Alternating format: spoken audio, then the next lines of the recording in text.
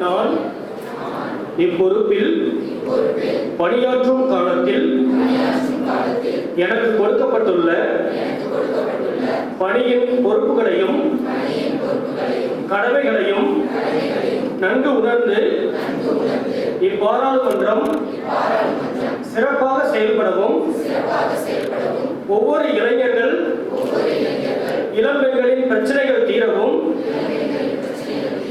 தேவைகள் நிறைவு செய்யப்படவும் கல்லூரியின் வளர்ச்சிக்காகவும் நாட்டின் வளர்ச்சிக்காகவும் முழு மூச்சாக உழைப்பேன் என உறுதியேற்கிறேன்.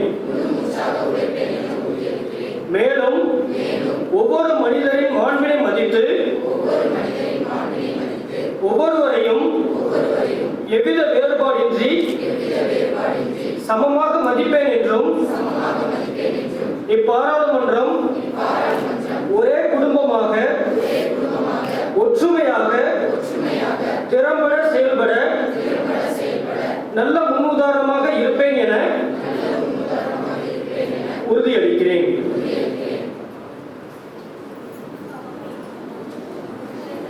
அமைச்சர்களுக்கு நம்முடைய கரவொலி அளித்து வாழ்த்து